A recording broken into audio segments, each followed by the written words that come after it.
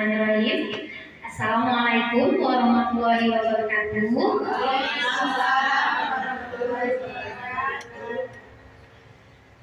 Pertama-tama, marilah kita mengucapkan puji syukur kehadirat Allah Subhanahu wa Ta'ala yang telah memberikan kita nikmat dan karunia-Nya sehingga kita dapat berkumpul di ruangan yang tercintai ini. Salawat dan beriringan salam tidak lupa pula kita hadiahkan kepada pucuk pimpinan umat Islam sedunia, yaitu Nabi Muhammad SAW, di mana beliau telah membawa kita dari zaman kebodohan, zaman yang belum ada ilmu pengetahuan, ke zaman yang seperti yang kita rasakan pada saat sekarang ini. Yang saya hormati Ibu Kepala TK Negeri Pembina Langsa Barat, yang saya hormati ibu-ibu rekan guru dari TK Negeri Pembina Langsa Barat. Semoga acara kita hari ini berjalan lancar. Kita berdoa dulu sebentar ya ibu-ibu. Berdoanya dalam hati aja ya. Bacakan Bismillahirrahmanirrahim.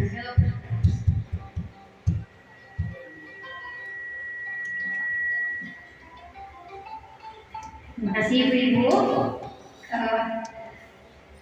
Baiklah ibu-ibu, di sini saya ingin berbagi pengetahuan, berbagi informasi mengenai aksi nyata, yaitu modul 1.4,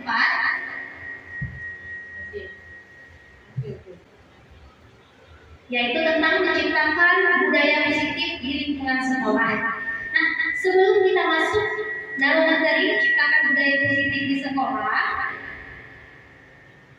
ini ada pertanyaan pemantik ibu-ibu. Pertanyaan pemantik ini nanti kita jawab bersama ya. Sekarang mari kita baca dulu. Untuk pertanyaan pemantik yang nomor 1, yaitu hukuman dapat mendisiplinkan anak. Apakah ibu-ibu setuju dengan argumen ini? Ya. Oke, jawabannya kita simpan dulu, tidak ya. Selanjutnya pertanyaan yang nomor 2, memberikan hukuman dengan hal positif seperti membaca atau membersihkan halaman sekolah dapat meningkatkan disiplin anak. Setuju atau tidak? Setuju. Oke, kita simpan dulu. Selanjutnya pertanyaan nomor 3, yaitu memberi penghargaan dapat meningkatkan motivasi belajar anak. Setuju atau tidak? Setuju. Oke, berarti yang nomor 1 tadi tidak setuju, nomor 2 setuju, nomor 3 setuju. Oke, jawabannya kita simpan ya ibu-ibu. Nanti kita lihat jawaban ibu-ibu ini sesuai dengan materi yang akan kita share nantinya. Apakah sesuai dan cocokkah jawaban ibu-ibu tadi dengan pertanyaan ini ya. Selanjutnya untuk pokok bahasan kita pada hari ini yaitu ada 5 pokok bahasan, yaitu 1 mengenai disiplin positif dan nilai-nilai kebajikan universal. Yang kedua yaitu tentang teori motivasi, hukuman, penghargaan dan restitusi. Selanjutnya yang ketiga yaitu mengenai keyakinan kelas. Yang keempat yaitu kebutuhan dasar manusia dan dunia berkualitas. Yang kelima yaitu 5 posisi kontrol, dan selanjutnya segitiga restitusi.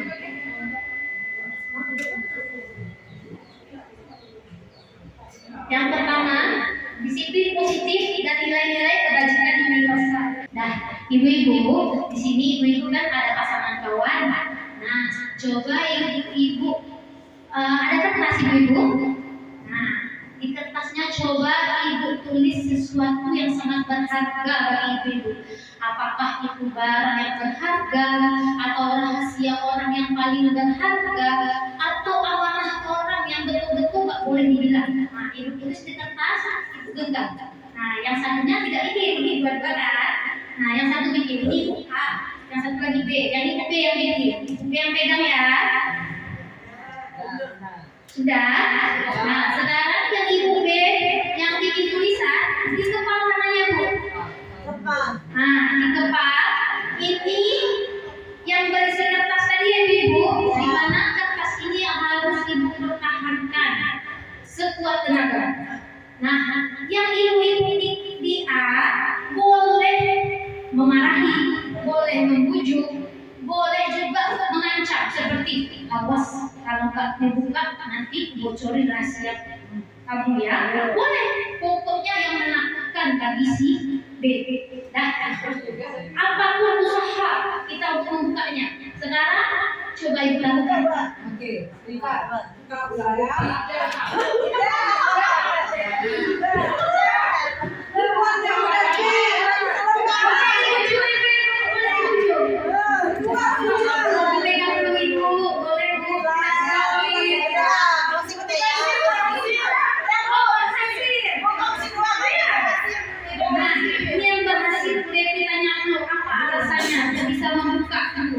Kalau udah ditanya, apakah ada kekerasan di sini? Tadi tidak ada kekerasan, tadi ragu. Diragunya seperti apa ibu? Kalau misalnya membuka ini, jadi anak pintar, jadi anak soleh. Saya suka. Oh, baik, terima kasih. Nah, ibu-ibu yang tidak membuka tadi, walaupun sudah dibujuk, itu posisi kontrol kita itu ada dalam diri kita sendiri, tidak bisa digoyahkan oleh orang lain. Apabila seperti yang tadi terbuka karena ada bujuk rayuan, nah itu berarti dia merasa bujuk rayuan tadi sesuai dengan nilai-nilai yang dia yakini, makanya dibuka. Nah, kalau memang dia merasa nilai yang pegang-pegang tidak sesuai dengan keyakinan ibu, itu nggak bisa terbuka. Tapi karena dibujuk, kalau dibuka dia akan soleh, anak pintar, cocok bagi dia. Nah, makanya dibuka. Berarti bujukan yang sesuai dengan nilai-nilai dasar dia bisa membuka posisi kontrol dia, tapi tetap dengan kendali dia sendiri, bukan ayo. Oke, terima kasih untuk kita semua.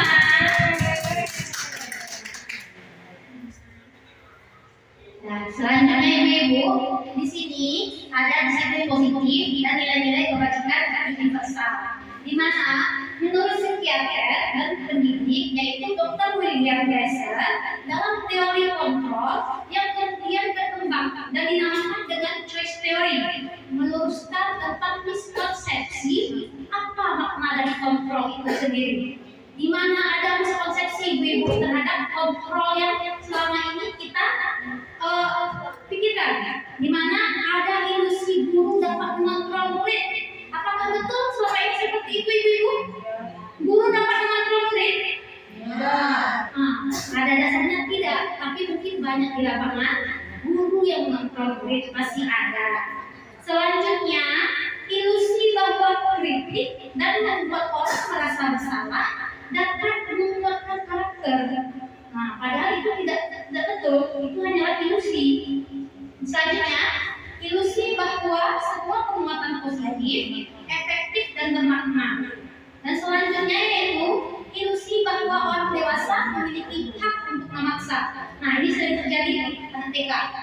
Orang dewasa sering memaksa apa kehendak orang dewasa terhadap anak-anak, sehingga anak-anak mengikuti apa yang dikatakan, diinginkan oleh orang dewasa, walaupun kadang dia meremut ibu-ibu, tapi dia tetap lakukan. Karena apa? Adanya paksaan ini. Nah, ini adalah miskonsepsi tentang kontrol itu sendiri ya. Nah, selanjutnya di sini kita lihat ibu-ibu, nih ada stimulus respon, ada teori kontrol. Nah, ini stimulus respon yang terjadi, ini kontrol dalam diri kita. Nah, dimana coba kita lihat yang nomor satu, yaitu kita mencoba mengubah orang agar berpandangan sama dengan kita. Apakah betul seperti itu ibu-ibu? Nah, kalau teori kontrolnya itu kita berusaha memahami pandangan orang lain tentang dunia. Nah, di sini berarti kita tidak bisa memaksakan kehendak kita sama dengan orang lain. Begitu juga dengan anak-anak. Mentang-mentang kita lebih dewasa, kita yang harus sesuai, anak harus sesuai dengan kita. Karena dengan alasan orang dewasa harus menghormati. Nah, jadi anak ini harus mengikut dengan orang dewasa. Padahal seharusnya kita juga harus memahami anak. Bagaimana cara pandang anak, bagaimana cara berpikir anak. Nah, di sini letaknya. Nah, ini namanya teori kontrol kita ya. Selanjutnya, perilaku buruk dilihat sebagai suatu kesalahan. Nah, ini sering terjadi juga ya ibu ya. Kalau sudah anakku berantem, pelaku pasti salah. Si pelaku pasti salah tanpa melihat apa alasannya. Nah, tapi di posisi kontrol kita dengan ini lihat bahwa semua perilaku yang dilakukan itu ada tujuan. Walaupun anak berantem, walaupun anak itu senang, walaupun anak itu lagi bermain, dia memiliki tujuan terhadap apa yang dia lakukan. Orang lain bisa mengontrol saya. Apakah betul orang lain bisa mengontrol kita? Tidak. Tidak bisa. Nah, yang mengontrol diri kita itu hanyalah diri kita sendiri ya ibu. Begitu juga dengan anak-anak. Yang mengontrol dirinya sendiri itu bukan orang dewasa, tapi mereka sendiri. Ya. Nah, selanjutnya pemaksaan ada pada saat bukan yang gagal. Sedangkan pada teori kontrol yaitu adanya kolaborasi dan konsensus menciptakan pilihan-pilihan baru. Nah, untuk stimulus respons selanjutnya yaitu kalau model berpikir dia ada menang, ada kalah. Sedangkan kalau dengan teori kontrol tidak ada menang kalah, semua menang-menang. Jadi tidak ada menang kalah. Oh dia berarti salah, dia memang harus salah. Tidak. Kita harus tanyakan tujuan dia melakukan hal tersebut. Nah, sehingga bisa kita carikan solusi terhadap kedua belah pihak, maka muncullah model berpikir menang-menang. Nah, di sini ibu-ibu saya ingin bertanya dulu, apa itu makna disiplin menurut ibu-ibu? Patuh. Iya, betul ibu-ibu. Kalau disiplin itu kita belajar patuh, belajar memahami aturan. Nah, di sini dengan adanya disiplin itu membuat kita untuk menggali potensi kita untuk mencapai tujuan apa yang kita hargai. Nah, coba kita lihat di mana tujuan dari disiplin positif ini adalah menanamkan motivasi dalam diri, motivasi intrinsik untuk menjadi orang yang mereka inginkan dan menghargai diri sendiri dengan nilai-nilai yang mereka percaya. Nah, ini dengan anak murid ibu. Jadi dengan penanaman disiplin positif, anak-anak itu akan muncul motivasi intrinsik di mana dia tergerak sendiri untuk melakukan hal tersebut tanpa adanya paksaan, tanpa adanya rasa bersalah atau malas dalam melakukan hal tersebut. Nah, disiplin sebagai kontrol diri yaitu belajar untuk mengontrol diri agar mencapai tujuan mulia. Nah, disiplin ini dilakukan untuk tujuan yang mulia agar hidupnya bisa menjadi orang-orang yang mereka inginkan dan bisa menghargai diri sendiri serta nilai-nilai yang ada di masyarakat. Nah, selanjutnya nilai kebajikan. Nilai-nilai kebajikan adalah sifat-sifat positif manusia yang merupakan tujuan yang ingin dicapai oleh setiap individu. Seperti yang telah dikemukakan oleh Dr. William Glasser pada teori kontrol yang tadi ibu, bahwa beliau mengatakan bahwa nilai-nilai kebajikan yang diyakini seseorang akan meningkatkan motivasi intrinsik sehingga menggerakkan motivasi dari dalam untuk mencapai tujuan mulia tersebut. Nah, nilai kebajikan yang kita anut itu akan membuat kita tergerak untuk melakukan hal-hal baik sesuai dengan nilai-nilai yang kita yakini.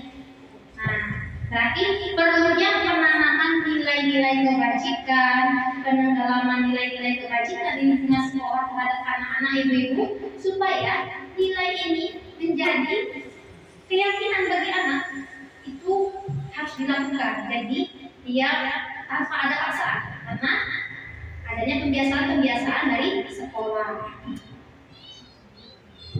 Nah, nilai-nilai kebajikan kita yang biasanya ingin dicapai untuk anak-anak kita itu ada terkandung dalam profil pelajar Pancasila. Di mana apa yang pertama ibu profil pelajar Pancasila kita? Ya, beriman bertakwa pada Tuhan Yang Maha Esa dan berakhlak mulia. Selanjutnya mandiri. Selanjutnya bernalar kritis. kebinekaan global dan kreatif. Nah, di mana nilai-nilai inilah yang nantinya akan kita terapkan pada anak-anak menjadi kebiasaan dalam kehidupan mereka, supaya nilai-nilai ini menjadi disiplin diri bagi anak-anak dan menjadi kebiasaan baik bagi mereka. Nah, selanjutnya ada di sini ibu-ibu teori motivasi, hukuman dan penghargaan serta restitusi. Teori motivasi perilaku manusia menurut Ian Gessen dalam bukunya bahwa ada 3 motivasi perilaku manusia itu. Ada motivasi satu untuk menghindari ketidaknyamanan atau hukuman. Nah, ini motivasi orang untuk berperilaku. Dia malas, dia takutlah dihukum, makanya dia melakukan hal tersebut. Itu dinamakan dengan motivasi eksternal. Selanjutnya, ada orang yang bermotivasi karena adanya hadiah atau adanya dapat penghargaan. Itu berarti motivasi dari luar dalam diri anak, karena tidak berasal dari dalam diri. Apabila imbalan atau penghargaan ini nanti hilang, motivasi ini akan mundur lagi, dia tidak muncul lagi, tidak tetap dia. Berarti penghargaan adalah motivasi eksternal. Selanjutnya yang ketiga yaitu untuk menjadi orang yang mereka inginkan dan menghargai diri sendiri dengan nilai-nilai yang mereka percaya. Nah, di sini termasuk ke dalam motivasi internal, karena mereka sendiri menginginkan dirinya seperti apa, menghargai dirinya seperti apa, dan nilai-nilai apa yang mereka percaya dan mereka lakukan. Nah, itu adalah motivasi terhadap diri sendiri atau motivasi yang berasal dari dalam diri sendiri ya ibu. Itu namanya motivasi internal.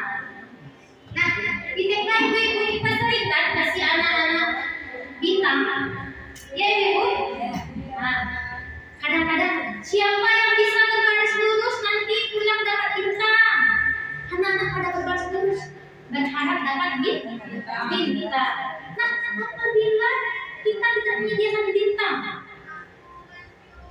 baris lurus, anak akan seperti ular, dia seperti ular. Karena apa? Tidak adanya bintang tadi. Jadi anak-anak tidak termotivasi lagi untuk berbaris dengan rapi. Nah, berarti ketika kita memberikan penghargaan berupa bintang atau berupa hadiah, itu kita berarti memunculkan motivasi ekstrinsik ya ibu. Ya. Tidak dalam diri. Motivasi ekstrinsik ini tidak berlaku tetap, hanya sementara pada saat itu saja. Nah, selanjutnya dihukum oleh penghargaan. Nah, di sini kita melihat bahwa ternyata penghargaan yang kita berikan berupa hadiah, berupa bintang, itu ternyata hukuman bagi anak kita. Karena apa? Karena kita menunjuk anak untuk melakukan kegiatan yang kita inginkan. Nah, dorongan ini akan menyebabkan faktor ketergantungan pada anak. Padahal kita berharap dengan bintang, dengan adanya hadiah yang kita berikan, anak-anak termotivasi untuk melakukan hal tersebut. Baik budi dia pada saat itu.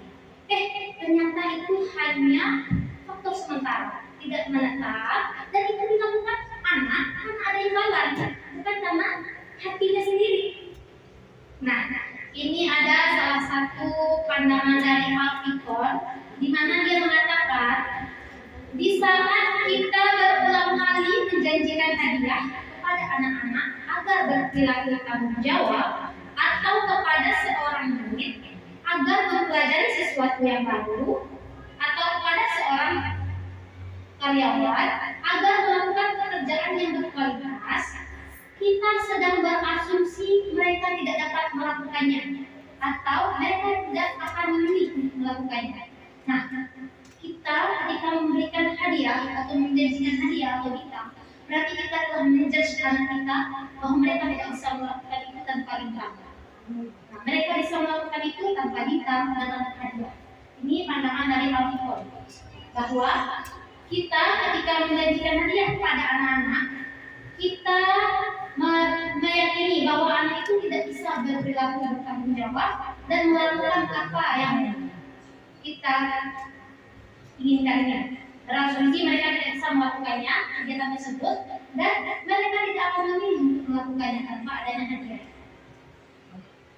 Nah, ini adalah bentuk program kebajikan yaitu itu.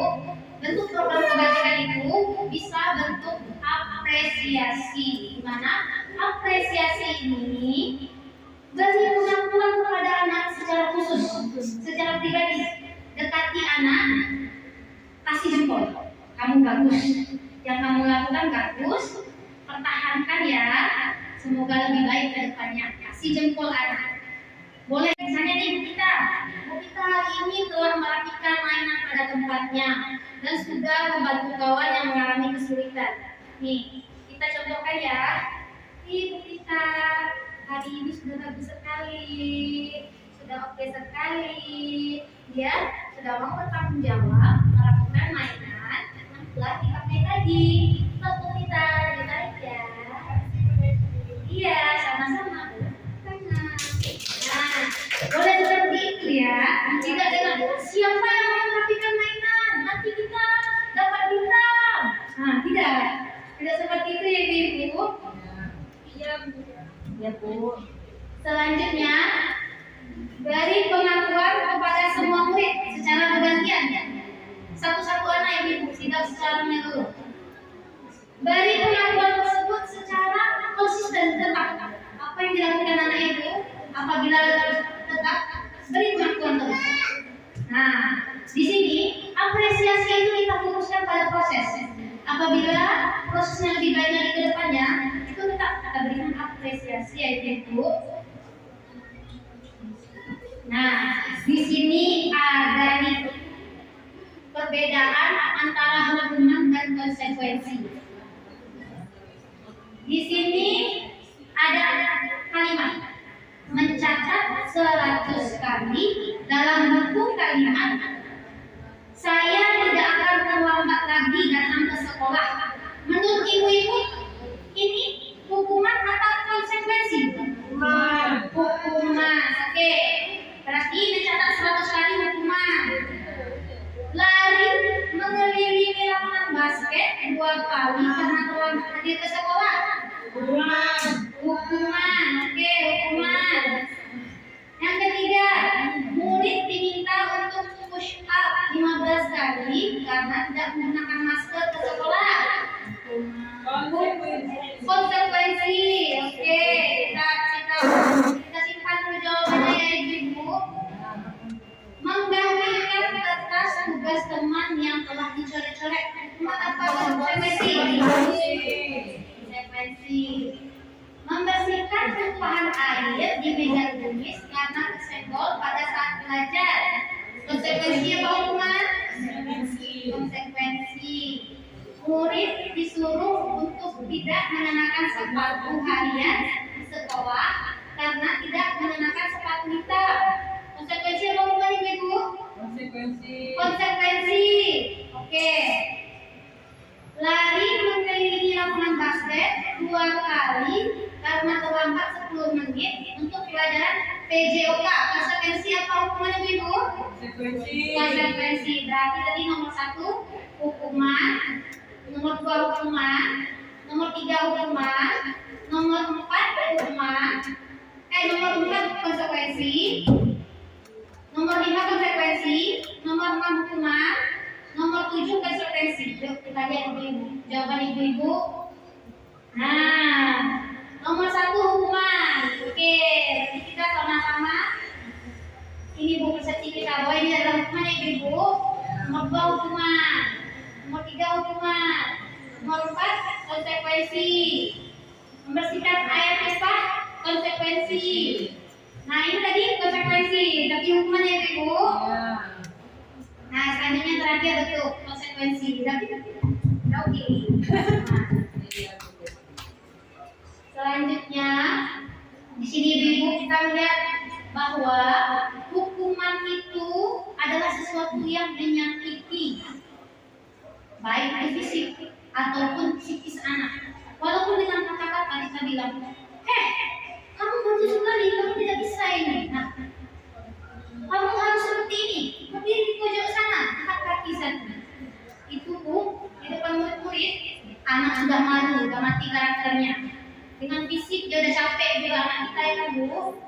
Nah, ada konsekuensi. Konsekuensi ini adalah sesuatu yang harus terjadi. Misalnya, ada kesepakatan kita dengan anak. Apabila anak merobek buku teman, anak harus menggantinya atau anak melemnya. Nah, apabila hal itu terjadi, anak yang akan melakukan sendiri, melakukan melem buku tersebut karena anak tersebut yang melakukan perbedaan tanpa adanya paksaan, karena sudah adanya konsekuensi yang telah kita sepakati tadi di awal bersama anak.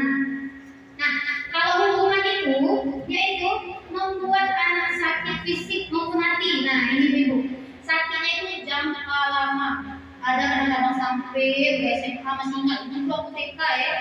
Sendiri ya di depan sama aku dulu. Malu kali itu, capek lagi. Teringat-teringat dan sering disebut-sebut sama kawan-kawan di sekolah. Baik dia SD, SMP, SMA, masih ingat dia ibu. Selanjutnya, kalau konsekuensi tidak. Konsekuensi membuat anak merasa tidak nyaman dalam jangka waktu yang pendek. Nah, selanjutnya kalau hukuman itu akan membuat anak membenci kedisiplinan. Tapi dengan adanya konsekuensi, itu anak akan menghargai disiplin tadi. Kalau hukuman itu akan adanya paksaan. Sedangkan kalau konsekuensi itu stimulus tambahan. Untuk hukuman mendorong anak untuk menyakiti dirinya sendiri. Sedangkan konsekuensi mendorong anak agar mudah menyesuaikan diri. Kalau hukuman ini adalah konsep diri yang buruk, ibu-ibu, tidak bagus. Kalau hukuman akan menciptakan konsep diri yang buruk dalam diri anak. Sedangkan kalau konsekuensi, kita akan menciptakan konsep diri yang baik dalam diri anak. Nah, kalau hukuman, anak belajar menyembunyikan kesalahan.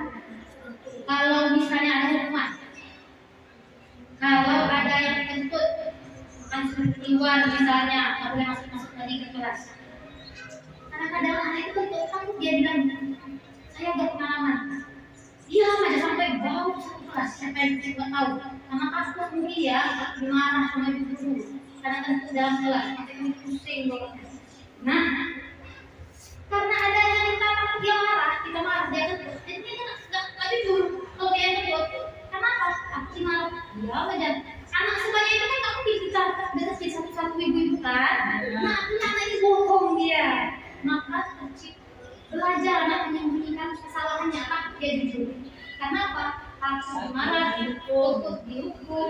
Nah, tapi ketika kita melaksanakan adanya konsekuensi terhadap tindakan, anak itu belajar mengatur aturan. Misalnya kalau kentut dia langsung keluar, karena takut marah atau apa. Tapi adanya kita paksa-paksa keluar, enggak, dia mesti keluar sendiri dia.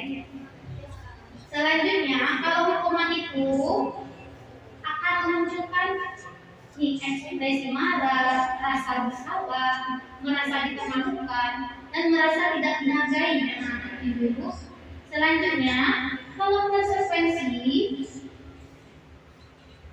itu hanya diasingkan sementara. Nah, sementara dia tidak merasa dipermalukan dia.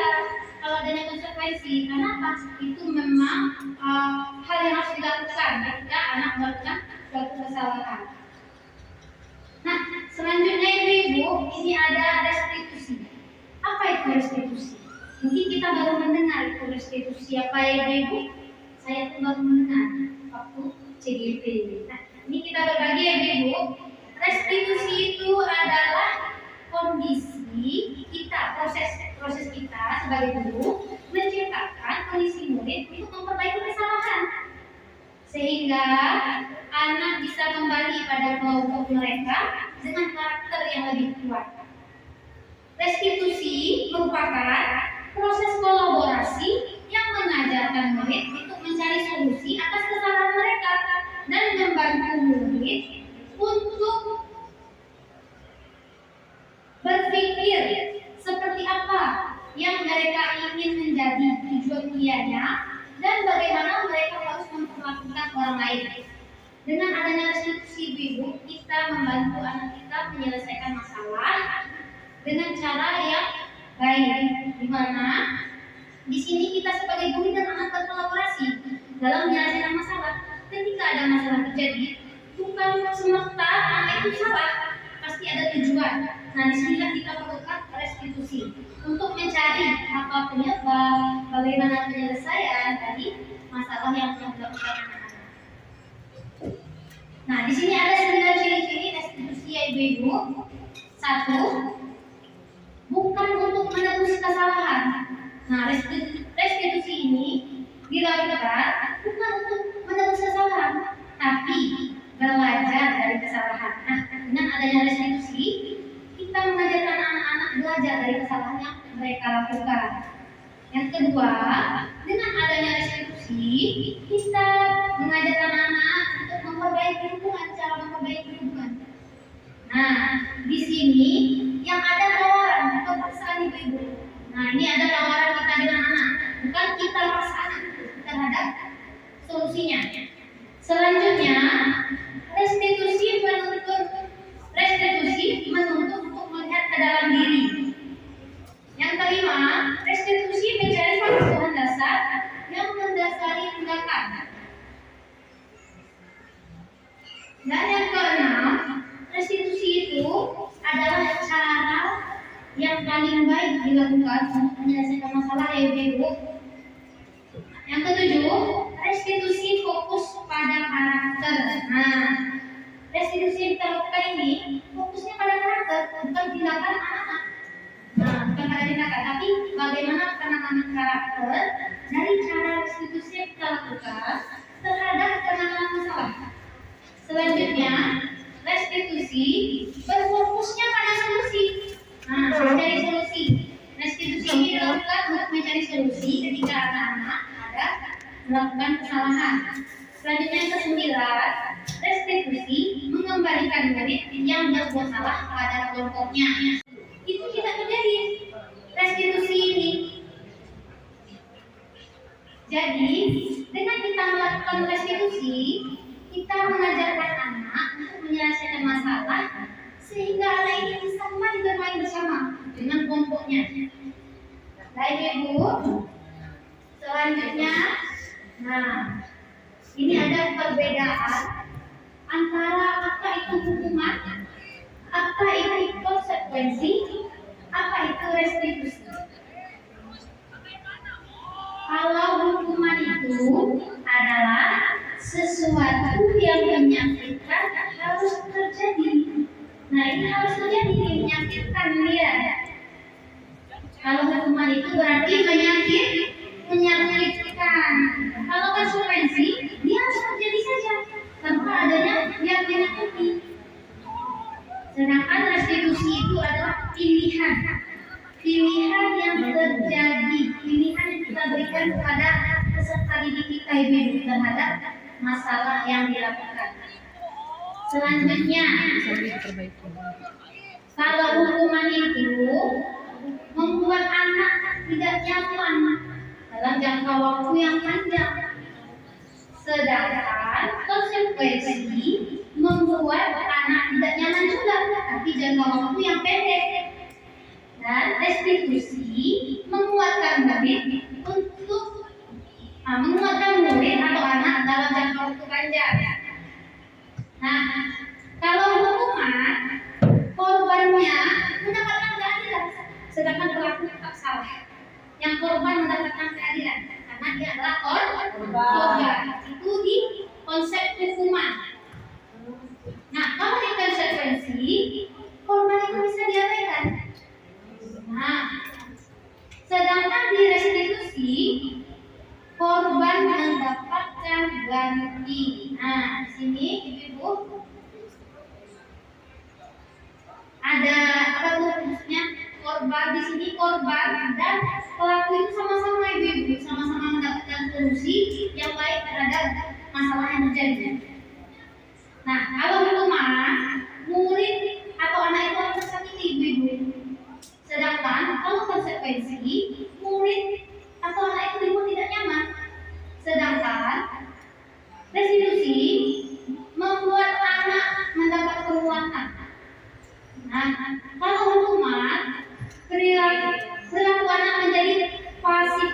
agresif. Nah, pasif agresif ini dia sedikit bisa kawan pukul, sedikit diganggu kawan balas. Nah, itu kan ada hukuman tadi.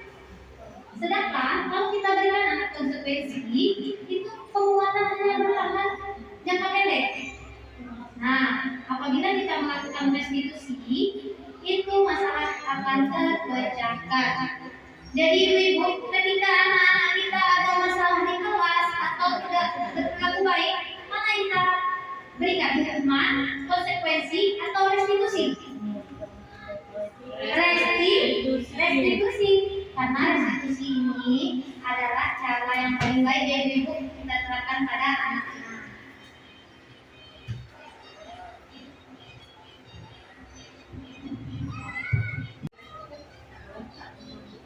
Baik ibu, selanjutnya, nah kalau hukuman itu sistem tidak akan berjalan bila murid tidak takut. Sedangkan konsekuensi memerlukan monitoring dan supervisi terus menerus dari guru. Nah, kalau restitusi itu mengajarkan murid belajar bertanggung jawab untuk perilakunya. Nah, kalau hukuman berlaku hanya pada sebuah institusi, tidak berlanjut pada kehidupan nyata. Misalnya di sekolah, anak dihukum, anak takutnya di sekolah saja, di rumah tidak. Karena apa? Tidak ada hubungan di rumah sama mamanya, sama bapaknya. Nah, sedangkan konsekuensi membantu penerapan mengikuti peraturan dalam masyarakat. Restitusi fokus pada pemecahan masalah jangka panjang. Nah, perbedaan hukuman, kalau peraturan itu memaksa, kamu harus seperti ini, kamu harus seperti ini. Kalau konsekuensi itu kita bertanya, apa peraturannya? Mampukah kamu melakukannya?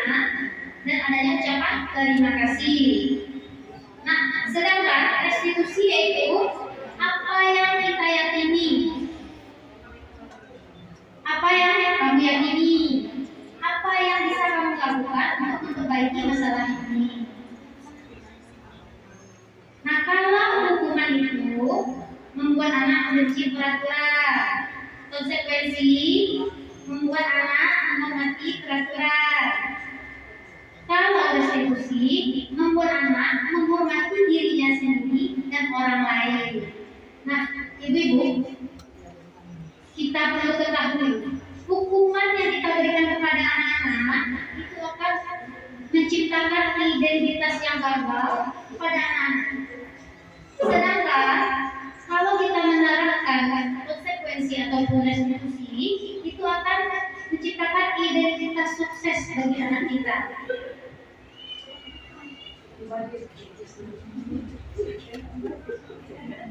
Nah, selanjutnya dari yang mengenai keyakinan kelas ya ibu.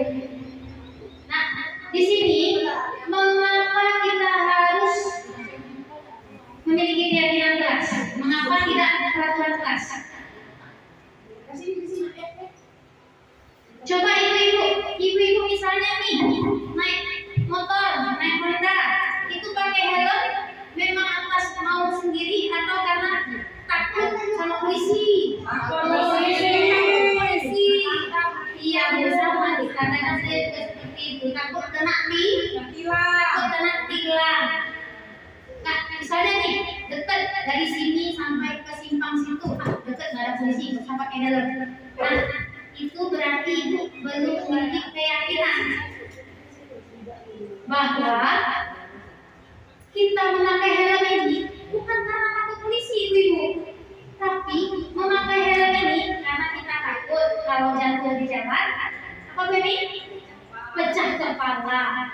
Kalau ibu-ibu sudah meyakini bahwa helm ini digunakan untuk keselamatan, pasti ibu-ibu walaupun cuma sampai simpang situ tetap pakai helm. Bukan karena kita ke kota nggak usah pakai helm, nggak ada polisi. Nah, dekat walaupun dekat kalau ibu jatuh itu tak jatuh, ada masalah polisi nggak polisi di situ ibu. Nah, seperti itulah keyakinan kelas. Keyakinan kelas itu adalah hal yang kita yakini, yang kita percayai baik diri kita.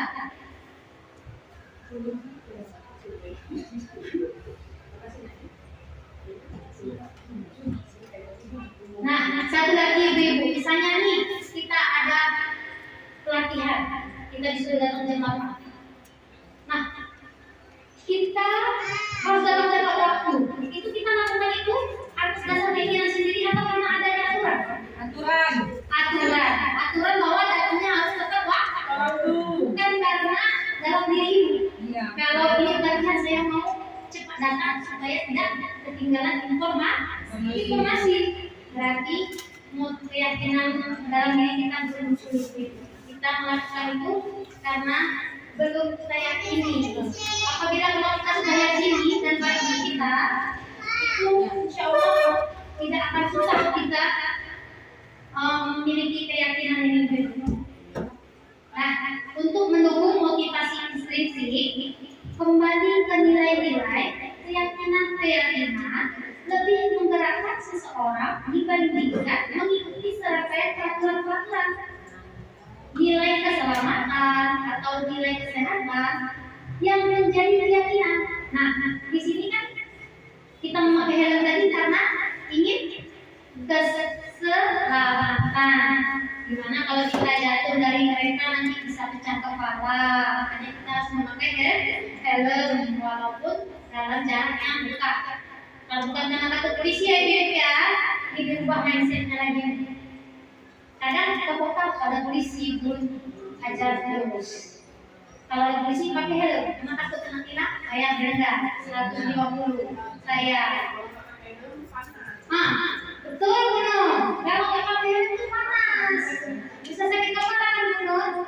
Kalau belum meyakini seperti itu, berarti belum selalu pakai helm walaupun jaraknya dekat. Berarti belum sudah memiliki keyakinan bahwa memakai helm itu bukan karena polisi, tapi karena kesehatan, panas, bisa sakit kepala.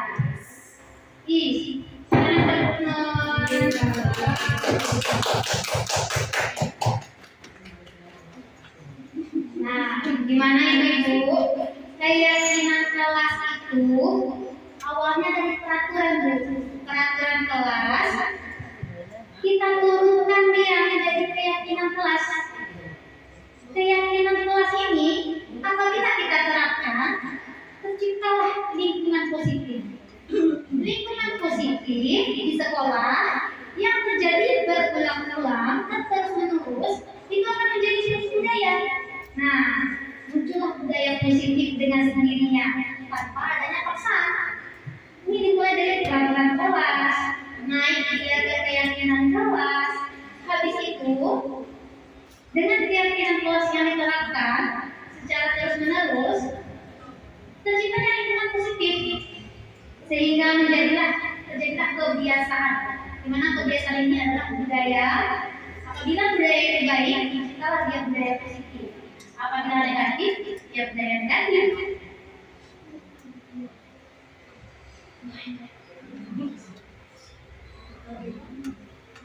Keyakinan kelas. Nih, cara kita belajar.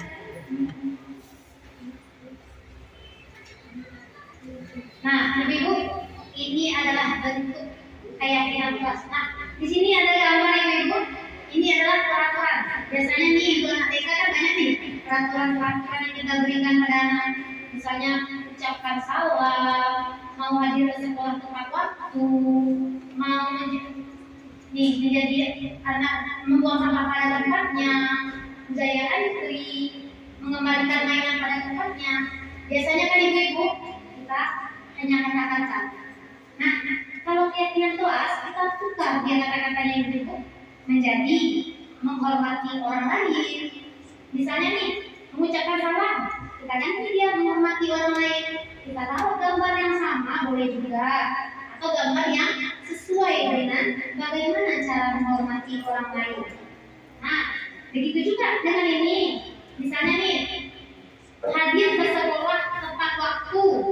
Kita tukar dia dengan keyakinan kelasnya yaitu tanggung jawab dan disiplin. Nanti taruh gambar lagi ibu-ibu. Taruh gambarnya di dinding atau di belakang pintu ibu-ibu? Di dinding, Bu. Di dinding ya. Jangan di belakang pintu, karena Pak sama anak kita ya. Nah, selanjutnya nih, misalnya mau menjadi anak yang mandiri, kita tetap dia menjadi tanggung jawab dan berkomitmen. Nah, membuang sampah pada tempatnya, kita keyakinan kelasnya itu bertanggung jawab. Selanjutnya budaya adili, kita tukar dia menghormati orang lain, sabar. Nah, mengembalikan mainan pada tempatnya, peraturannya kita tukar dengan keyakinan yaitu tanggung jawab. Nah, seperti itu ya bentuk keyakinan kelas yang bisa kita bikin di kelas kita ya Ibu ya, dengan kata-kata yang positif, tidak kata yang negatif ya Ibu. Kata positif itu membangkitkan semangat anak-anak, tidak menjatuhkan.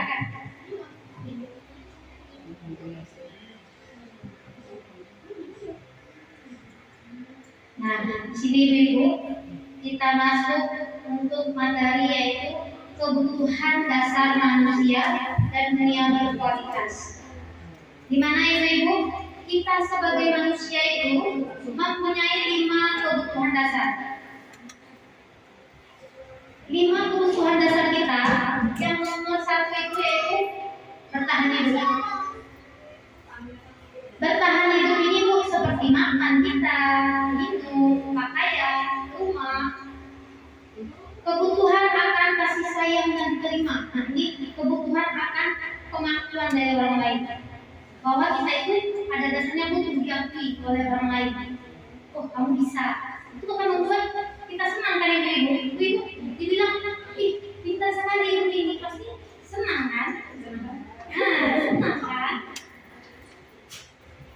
Nah, kita itu butuh akan penguasaan, butuh kesenangan, dan butuh kebebasan.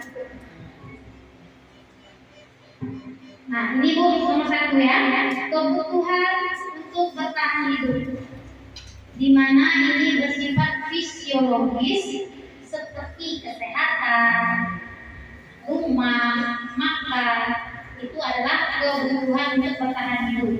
Selanjutnya, kebutuhan yang kedua yaitu kebutuhan akan kasih sayang, di mana kebutuhan ini juga meliputi keinginan untuk tetap terhubung dengan orang lain, seperti teman, keluarga, pasangan hidup, dan teman kerja, ataupun kelompok di mana kita bergabung. Selanjutnya yaitu restitusi lima fungsi kontrol, di mana di sini Ibu ini pada poin ini adalah motivasi. Nah, di sini adalah identitas gagal. Identitas gagal ini adalah bentuk dari kita menghukum dan membuat rasa bersalah. Itu terciptanya identitas gagal. Nah, identitas berhasil atau sukses yang berasal dari kontrol luar yaitu sikap kita sebagai guru, yaitu sebagai teman dan pemantau. Nah, identitas berhasil atau sukses itu sebagai manajer. Nah, posisi kontrol kita sebagai guru ini Ibu ada 5. Ada menghukum, membuat rasa bersalah, sebagai teman, sebagai pemantau, sebagai manajer. Tapi dari kolom ini kita bisa lihat kalau posisi penghukum atau membuat rasa bersalah itu akan menciptakan identitas yang gagal bagi anak-anak kita. Tidak ada guna kalau teman itu sementara sifatnya. Sedangkan kalau kita itu sebagai teman dan pemantau itu bisa sukses identitas sama kita, tapi yang kontrolnya kita bukan anak sendiri. Selanjutnya, posisi manajer itu akan membuat identitas anak ini sukses dan berhasil berasal dari diri. Nah, di sini Ibu, coba kita lihat.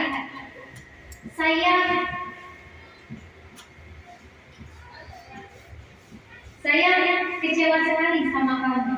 Ini termasuk hukuman, membuat rasa bersalah, teman, pemantau, atau manajer ya Ibu? Membuat merasa bersalah. Oke, kita di sini ya, membuat merasa bersalah. Selanjutnya, pernyataan kamu tidak pernah benar melakukannya. Itu sebagai tersangka, pembuat merasa bersalah, pembuka ke manajer. Yang kamu tidak pernah benar melakukannya. Pembuku yang rumah. Selanjutnya, ayolah, lakukanlah demi ibu aja. Ayolah, nggak sayang sama ibu. Itu posisi apa ya ibu? Teman. Oke, kita ketik di sini teman. Selanjutnya, kita berikan kepada anak-anak. Siapa yang mau bintang hari ini? Saya bu.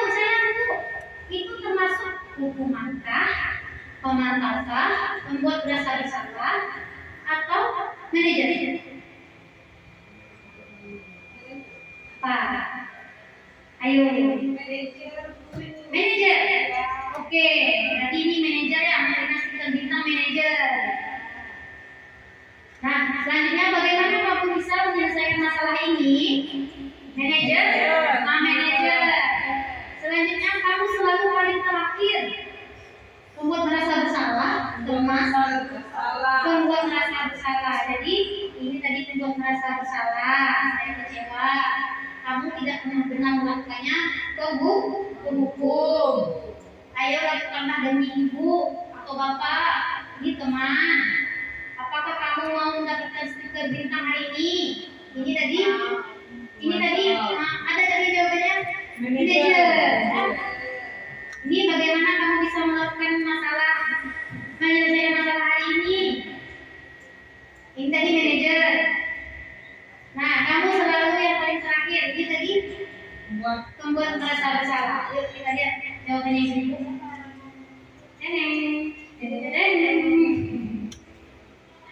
Jadi betul ibu. Berarti saya kecewa sekali dengan kamu ibu. Membuat anak-anak kita jadi merasa bersalah dia. Nah, kamu tidak pernah benar melakukannya. Itu adalah buku. Ayolah, lakukan demi bapak atau ibu. Itu posisi kita sebagai teman. Nah, apa kamu mau mendapatkan stiker bintang hari ini? Yang tadi manajer, itu ternyata memantau ya ibu. Nah, yang bagaimana kamu bisa menyelesaikan masalah ini? Tetap manajer. Kamu selalu yang paling terakhir buku. Oke. Saya kasih tahu. Nah, selanjutnya ini segitiga restitusi.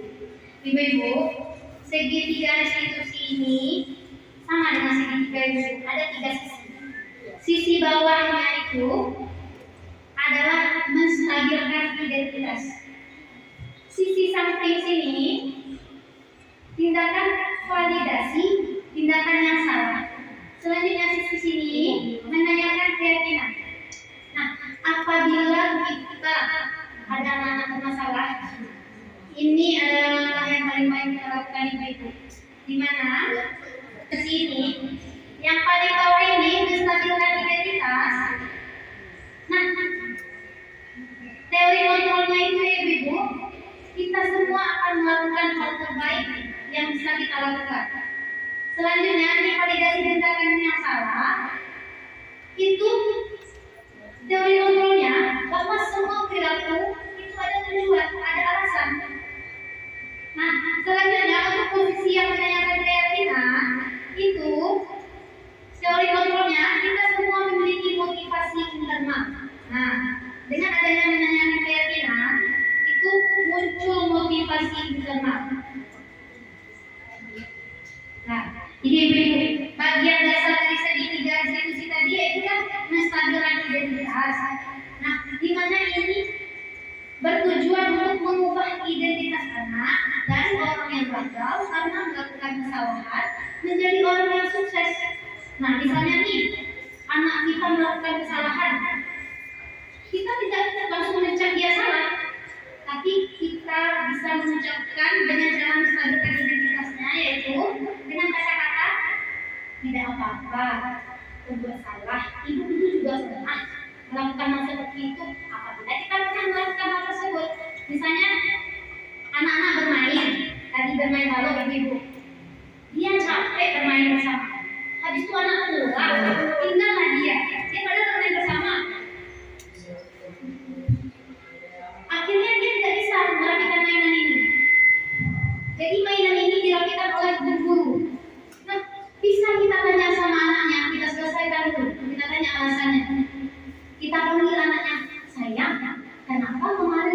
memperhatikan mainan. Capek Bu? Oh iya, tidak apa-apa. Capek itu wajar. Habis bermain, ibu pun kalau capek, ibu mungkin istirahat dulu. Nah, seperti itu ya ibu. Tidak langsung ini harus rapi, kemarin tak rapi ini. Nah, tidak seperti itu lagi.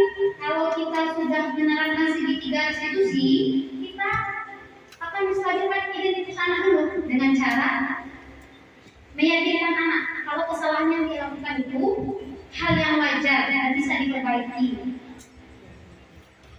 Selanjutnya,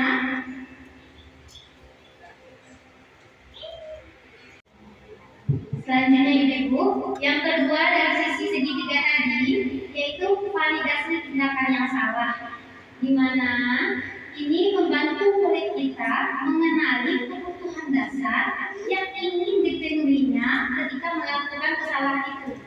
Nah, bisa kita lakukan dengan seperti ini. Kata-katanya Ibu, misalnya nih, anak tadi yang tidak merapikan, kita tanya alasannya. Apa alasannya tidak merapikan sayang? Ya Bu, kami capek, kami mainnya bersama-sama. Kenapa kami merapikannya sendiri? Kami tidak mau lah Ibu, kami tidak mau lah Bu. Bisa jadi anak-anak melakukannya karena dia main bersama. Pas merapikan dia sendiri, dia nggak mau dia merapikannya kan? Nanti terlalu banyak mainan yang dia harus dirapikan. Nah, itu gunanya tadi kita menerapkan segitiga institusi bahwa adanya validasi dari tindakan yang salah dengan menanyakan alasan kepada anak mengapa perilaku tersebut muncul dan dilakukan anak. Nah, kita bisa dengan kata-kata validasi tindakan yang salah ini kita bisa berikan pada anak itu dengan kata-kata yang positif seperti ini. Apakah kamu bisa melakukan dengan lebih baik lagi besok? Nah, itu akan muncul anak. Oh iya Bu, besok saya akan lebih baik lagi. Nah, selanjutnya Ibu, setelah kita menstabilkan identitas anak, memvalidasi tindakan yang salah, selanjutnya kita menanya keyakinan Ibu. Itu sisi yang sebelah sini tadi ya Ibu, di mana anak melihat kesalahannya dihubungkan dengan norma sosial dan nilai-nilai yang mendasari manusia berinteraksi dengan orang lain. Ini bisa dilakukan dengan cara guru nih seperti ini. Apa yang kita percaya di kelas atau di sekolah kita? Kelas kamu ingin menjadi anak yang seperti apa? Apa yang kamu rasakan ketika kamu melakukan itu? Kamu menjadi orang seperti apa? Ibu, ini ada refleksi sedikit, di mana refleksi ini yaitu ada hal baru apa yang mengubah paradigma saya dan hal baru apa yang saya dapatkan hari ini. Hal baru apa Ibu? Oh, baik, kepada Bunita, silakan. Baik, terima kasih Bu Devi. Hal baru apa yang mengubah paradigma saya hari ini ialah selama ini saya menganggap diri saya ini sudah baik dalam dan ada yang lebih baik lagi yaitu posisi manajer seperti itu Bu Devi. Terima kasih ya Bu Nita. Nah, selanjutnya perasaan apa yang muncul selama mengikuti sesi ini, khususnya mengenai norma disiplin dan motivasi intrinsik. Yang curang?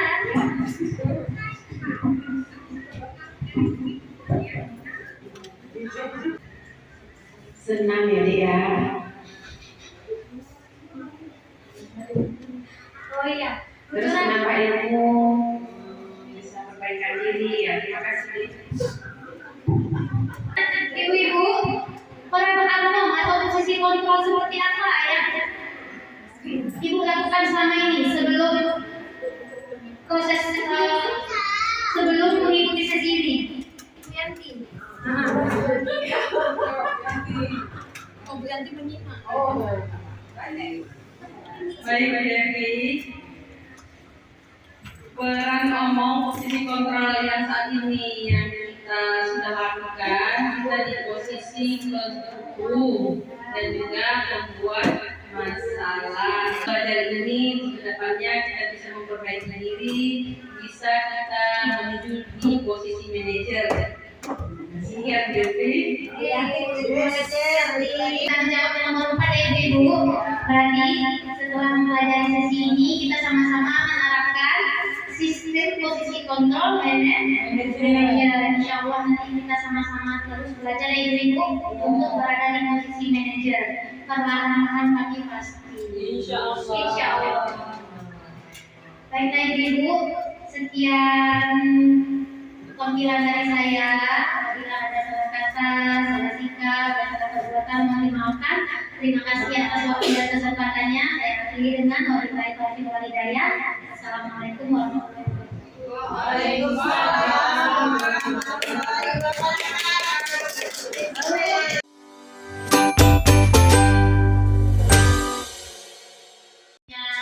Rafa, ayo kita tepuk semangat bersama yuk. Tepuk semangat, tapi beda lagi nih. Tepuk semangat. Ha ha. Lagi ya. Tepuk semangat.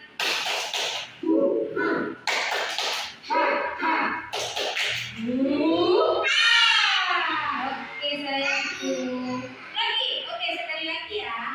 Tepuk semangat. Ha ha. Oke sayang. Anaknya tahu aturan kelas kita apa? Apa ayo? Jangan lari-lari di kelas. Ada aturan kelas kita kan? Ada. Pinter. Nah,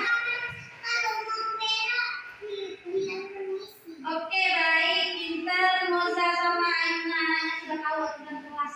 Tapi hari ini Rafa kita akan bikin keyakinan kelas. Bikin apa sayang? Bilang lagi nih si Maira ya. Bikin apa kita hari ini? Keyakinan kelas. Keyakinan kelas yang namanya tuh apa itu keyakinan kelas? Nah, keyakinan kelas itu sayang sama dengan peraturan. Tapi kalau keyakinan kelas ini anaknya percaya tuh itu baik, itu harus dilakukan. Coba lihat ini. Nah, ini keyakinan kelas kita ya, kita bikin sama-sama ya. Nah, kalau ke sekolah itu harus apa? Harus salam dengan siapa? Orang tua. Dengan siapa lagi di sekolah? Iya, di sekolah siapa? Kalau di sekolah selamanya punya siapa? Nah, itu kalau salaman itu saya kita menghormati orang tua. Menghormati orang tua. Ini gambarnya ya, bagi tempel ya. Berarti keyakinan kelas kita yang pertama menghormati orang tua. Orang tua. Jadi kita tempel di dinding, anaknya harus. Oke, nih. Ya, berarti ini keyakinan kelas kita apa? Menghormati orang tua dengan cium tangan. Nah, cium tangan mamanya, kasih antar, cium dulu, kalau pas datang. Habis itu mengucapkan apa?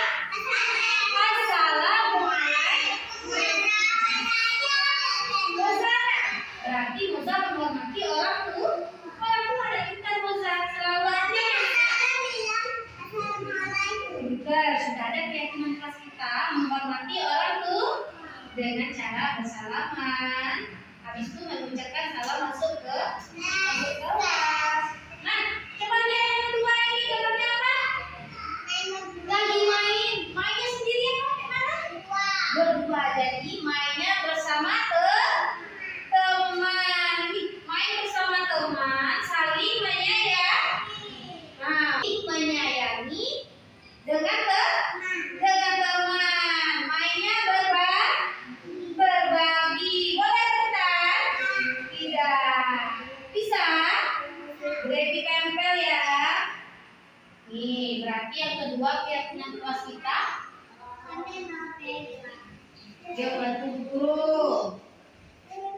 Ini, jawaban guru. Nah, sini. Keyakinan kelas kita yang kedua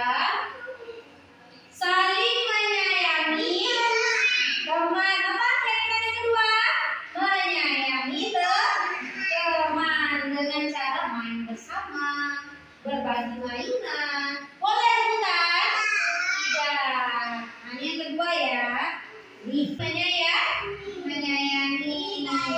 Baik kan? Ini baik kan? Ini apa? Nah, jadi kita keyakinan kuatnya selanjutnya membaca doa